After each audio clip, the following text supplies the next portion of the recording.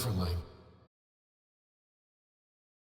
When people talk about the Disney Renaissance, the resurgence of animated hits in the 1990s, they talk about The Lion King, Aladdin, Beauty and the Beast. But for a certain population of the Disney fandom, there's one movie that lives in the same nostalgic vault, maybe even deeper in their hearts. A Goofy movie. Released in 1995, A Goofy movie wasn't a box office juggernaut. It wasn't made by Disney's prestigious feature animation division. It had no Broadway-bound ballads or sweeping fairy tale romances. But it did have something more powerful. Relatability, heart, and a soundtrack that absolutely slapped. This is the story of how a Goofy movie became a generational classic. Some movies don't hit you all at once. They don't explode into pop culture or dominate the box office. Some sneak in quietly, grow roots in your memory, and then, years later, reveal just how much they meant to a generation. A Goofy movie is one of those films. Dismissed by some during its release in 1995, it has since become Disney's most beloved cult classic. One that blends humor, heart, and surprising emotional depth.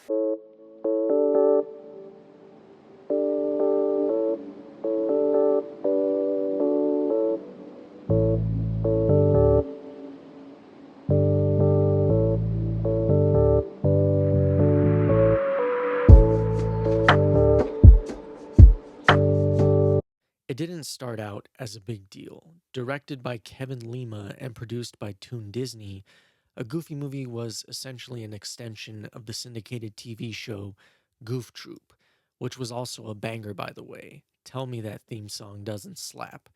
Not exactly prestige material, at least not on paper. But while the critics gave it lukewarm attention, A Goofy movie quietly found its audience during car rides with portable VHS players, during Saturday afternoon rewatches, and in kids who saw themselves in Max, awkward, emotional, and desperately trying to be cool. Over time, the movie developed a following that didn't just enjoy it, they held onto it, carried it with them into adulthood. It became a cult classic not through marketing, but through memory. Ask anyone who grew up during the 90s, and chances are they have a vivid memory of a Goofy movie. It may not have topped the box office, but its staying power is undeniable, especially during modern times.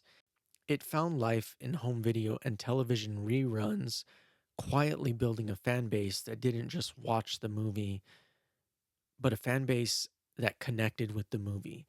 This is the essence of a cult classic, a film that might have been overlooked or underrated at the time of its release, but gains love and significance over time through pure audience devotion. Goofy's dad jokes, Max's teenage angst, the cross country road trip, these weren't just cartoon moments, they became nostalgic touchstones.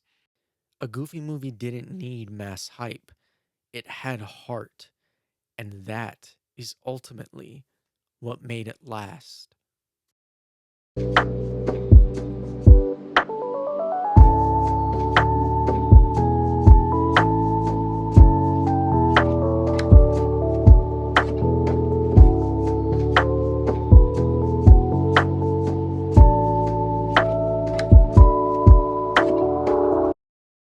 To fully understand the significance of a Goofy movie standing out, you have to understand the context in which it was released.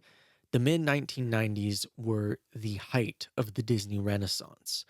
Pocahontas was released the same year as a Goofy movie, and Disney was firing on all cylinders with massive budgets, A-list composers, and award-winning animation. Thank you, Daddy Eisner. A Goofy movie, meanwhile, was made by Disney's lesser-known television animation studio with a fraction of the budget and much less attention. It should have been forgotten, but instead, it endured. Why? Because where other Disney films were grand and operatic, a Goofy movie was small, personal, and intimate. It was about a father and son trying to connect. No princesses, no castles, no fire breathing dragons, just a road trip, a fishing pole, and the universal awkwardness of adolescence. It had something the others didn't, which was authenticity. Disney Toon Studios was mostly known for its direct video spin offs. It didn't feature any of the hallmarks of the animated Disney films of the time, such as epic quests or Broadway style ballads. But that's exactly what made a Goofy movie unique. While the Renaissance films aimed for timeless fantasy, a Goofy movie was grounded and intimate. It's a story of a single father and his teenage son trying to connect on a road trip. It wasn't trying to be a spectacle, it was just trying to be real. And in doing so, it ended up being one of the most relatable and emotionally honest stories Disney has ever told.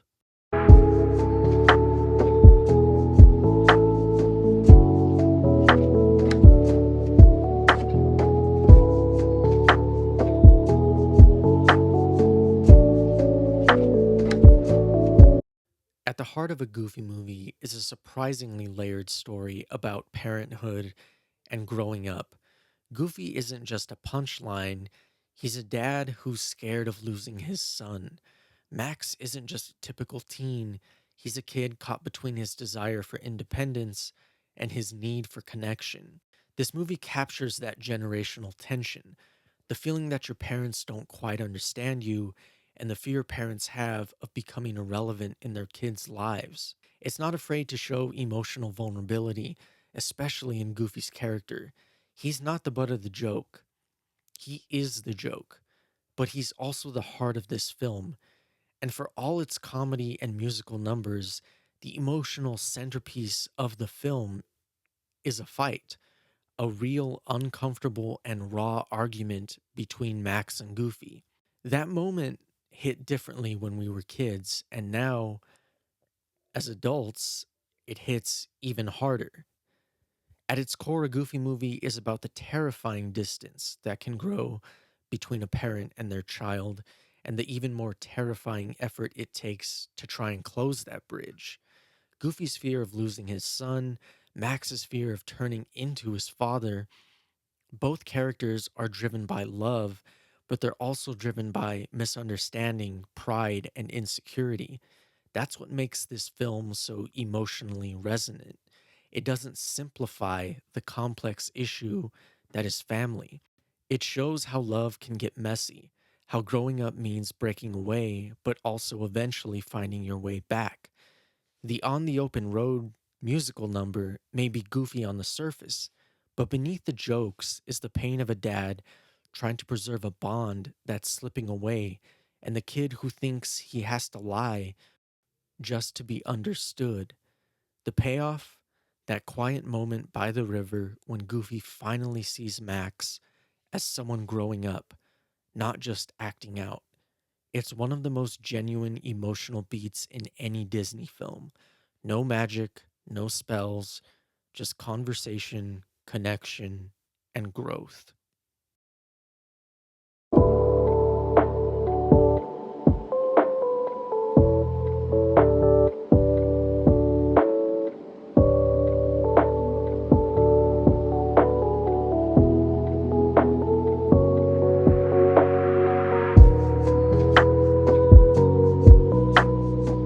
And then there's Powerline, voiced by R&B artist Tevin Campbell. Powerline wasn't just a fictional pop star, he was a cultural bridge. For many kids, he was their first taste of 90s pop and R&B wrapped in animation. His hit songs Stand Out and Eye to Eye aren't just catchy, they're certified bangers. They're full of energy, rhythm, and soul, standing toe to toe with the best musical numbers from the Disney animated canon. But more than that, Powerline becomes the unlikely thread that binds Goofy and Max together. Max sees Powerline as everything he wants to be: cool, confident, and independent. Powerline is Max's escape from awkward adolescence and the looming shadow of his father. He's Max's identity, his dream, his ticket to being seen. To Goofy, Powerline is a mystery, part of this new world he doesn't quite understand, but instead of rejecting it, he embraces it. He joins Max on stage, he dances, he embarrasses himself. And in that moment, Max finally sees the truth. His dad isn't trying to ruin his life, he's just trying to be part of it, just like Goofy said. The final performance of Eye to Eye isn't just a fun payoff, it's emotional resolution through music. It's Max and Goofy quite seriously moving in sync, no longer fighting to be heard, but choosing to meet eye to eye. It's the moment the whole movie has been building toward, not just the concert, but the connection. Powerline becomes more than a pop star. He becomes a symbol of what happens when two people stop holding on to who they think they should be and start meeting each other where they are.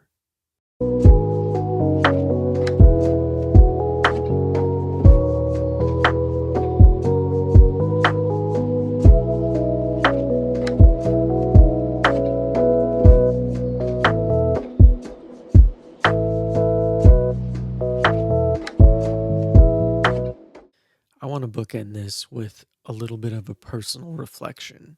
I watched a lot of animated Disney films when I was younger. Obviously, some of my most popular videos on the channel are related to Disney, and it's something that I find myself coming back to again and again, regardless of how disillusioned I have become with Disney's business practices as of late. But the point is, when I was a boy, I remember sitting down and watching all of these animated Disney classics. And of course, I watched the traditional ones like Sleeping Beauty, like Aladdin, The Jungle Book, The Lion King, The Little Mermaid, etc. But among all of those movies that I would sit down and watch over and over again for hours, a Goofy movie was part of that rotation. I was a very mellow kid when I was younger. One of my favorite stories that my mom has told me is one time while my dad was at work and she was home because she was sick, she was obviously a little stressed about having to care for me while she had the flu. And apparently, during this time, I told my mom, "It's okay, mom. You just get some rest. I'll just sit down and watch some movies." And that's exactly what I did.